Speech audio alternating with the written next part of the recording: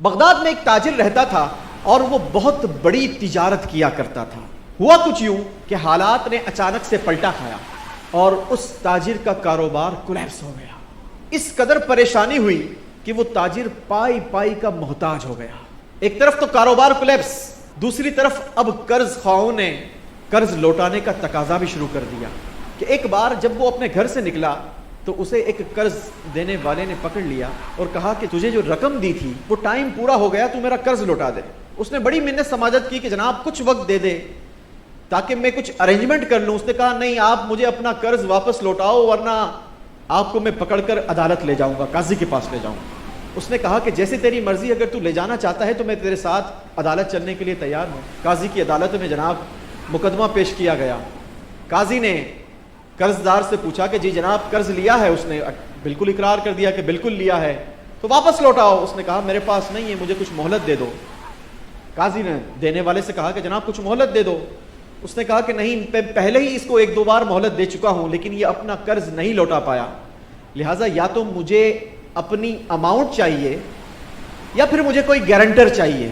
تو اس نے کہا کہ بھائی دیکھ، ابھی تو فی الحال کوئی میرے پاس گارنٹر نہیں، ہاں لیکن جس آقا کا کلمہ تو نے اور میں نے پڑھا ہے نا، میں ان کی ضمانت دیتا ہوں، آج کی رات کی مجھے مہلت دے دے، میں آج کی رات اپنے بیوی بچوں کے ساتھ گزار لوں، کل آ کر خود گرفتاری دے دوں گا۔ اس نے کہا کہ ٹھیک ہے، آج کی رات کی تمہیں میں چھوٹ دیتا ہوں لیکن کل صبح کوئی مہلت نہیں ہوگی۔ رات کے کسی پہر درود پڑھتے پڑھتے اس تاجر کی آنکھ لگ گئی۔ اب جب وہ سویا نا تو ماتھے کی آنکھیں تو کیا بند ہوئی، اس کے دل کی آنکھیں کھل گئی، اور کیا دیکھتا ہے کہ نبی پاک اپنا چاند سا چہرہ چمکاتے ہوئے جلوہ افروز ہیں۔ آقا نے دلاسا دیا کہ اے میرے امتی کیوں پریشان ہے، اپنا سارا ماجرا بیان کر دیا۔ نبی پاک علیہ الصلوۃ والسلام نے حکم دیا تم بادشاہ کے وزیر علی بن عیسیٰ کے پاس چلے جانا اور اس سے جا کر کہنا 500 سونے کے سکے درہم کا وہ قرض ادا کر دے۔ وہ بڑا خوش ہو گیا کہ چلو مشکل ٹل گئی ہے، مشکل آسان ہو گئی، لیکن پھر اس اچانک سے خیال آیا کہ پورے دن کی کارستانی میں ایک چیز بڑی تکلیف دے تھی، اور وہ یہ تھی کہ جناب گارنٹی کیا ہے؟ اگر صبح علی بن عیسیٰ نے پوچھ لیا کہ آقا نے یہ حکم دیا ہے، اس کی گارنٹی کیا ہے؟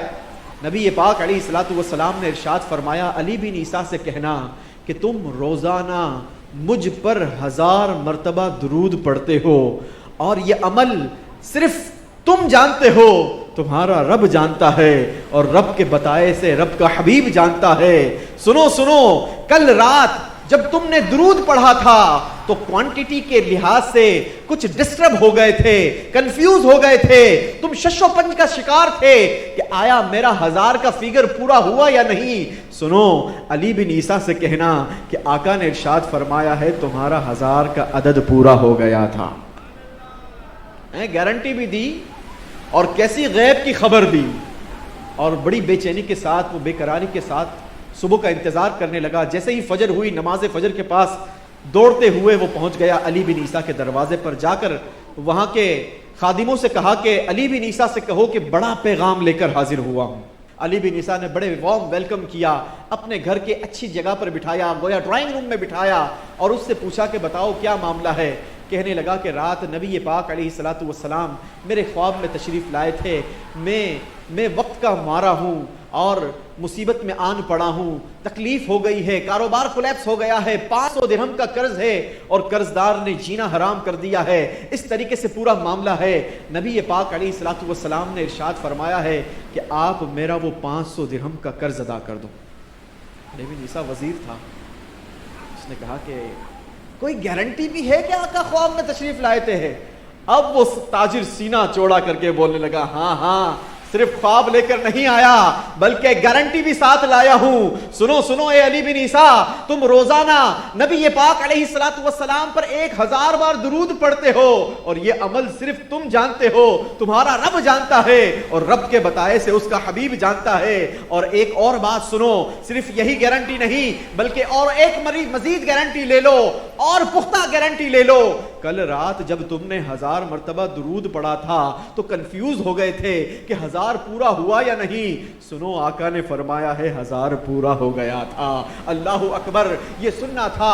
علی بن عیسیٰ نے اس تاجر کا ماتھا چوما، دوڑتا ہوا اپنے گھر میں گیا اور جا کر وہ درہم سے بھری ہوئی تھیلیاں لے کر آیا۔ پہلی تھیلی تو پیش کی کہ میرے آقا نے جو حکم ارشاد فرمایا ہے یہ پکڑو 500 درہم نبی پاک علیہ الصلوۃ والسلام کے حکم پر، دوسرے 500 درہم پکڑو، اس سے اپنے بچوں کی کفالت کر لینا، تیسرے 500 درہم کی تھیلی پکڑو، اس سے کچھ کاروبار کر لینا، اور چوتھے 500 درہم کی تھیلی پکڑو کہ آپ آقا کا یہ پیغام لے کر میرے پاس آئے ہو۔ اللہ اکبر، جو کل تک 500 درہم کے لیے پریشان تھا 2000 کا مالک بن کر علی بن عیسیٰ کے دروازے سے واپس لوٹتا ہے، خوشی خوشی اپنے گھر میں جاتا ہے، 500 درہم کی تھیلی الگ کرتا ہے، دوڑتا ہوا عدالت پہنچتا ہے۔ عدالت کے دروازے کا بھی انداز نرالا ہے۔ کیا دیکھتا ہے کہ قاضی عدالت کے دروازے پر بے چینی کے ساتھ انتظار کر رہا ہے، جس کا مقدمہ تھا وہ بھی وہاں پر موجود ہے، وہ بھی بڑا پریشان ہے۔ اللہ اکبر، قاضی دیکھتے ہی عدالت سجاتا ہے، عدالت لگتی ہے۔ اللہ اکبر، وہ تاجر کہتا ہے کہ جناب یہ پکڑو 500 درہم اور یہ میرا قرضہ پورا ہوا۔ وہ قاضی کہتا ہے نہیں نہیں، ایسا قرضہ نہیں چلے گا۔ سنو، کل رات نبی پاک میرے خواب میں تشریف لائے تھے، آقا نے مجھے حکم دیا ہے کہ تم اس تاجر کا قرض ادا کرو، بلکہ اتنے ہی اپنے پاس سے دے دینا۔ تو یہ پکڑو بھائی 500 درہم قرض ادا کرنے کے لیے، اور دوسرے 500 درہم آقا نے حکم ارشاد فرمایا ہے۔ وہ کہنے لگا نہیں نہیں، اب مجھے ضرورت نہیں۔ قاضی نے کہا نہیں، میرے آقا نے حکم دیا ہے، یہ حکم نہیں ٹل سکتا، یہ اماؤنٹ اب تمہاری ہے، چاہے تمہارا قرض ادا ہو گیا ہو۔ جب یہ سارا میٹر اس قرض دینے والے نے دیکھا تو وہ بھی آنسوؤں سے زارو کتار رونے لگا، کہنے لگا اے میرے بھائیوں، کل رات میرے آقا میرے بھی خواب میں تشریف لائے، آقا نے مجھے حکم دیا ہے کہ اس تاجر کا قرض معاف کر دو اور اتنی ہی اماؤنٹ اپنے پاس سے دے دو جو کل تک 500 درہم کے لیے پریشان تھا۔ اب جب عدالت سے واپس لوٹتا ہے تو وہ 4000 درہم کا مالک بن کر لوٹتا ہے۔ وہ شاعر کہتا ہے نا، مشکل جو سر پر آ پڑی آقا تیرے ہی نام سے ٹلی، مشکل کشا ہے تیرا نام، تجھ پر درود اور سلام۔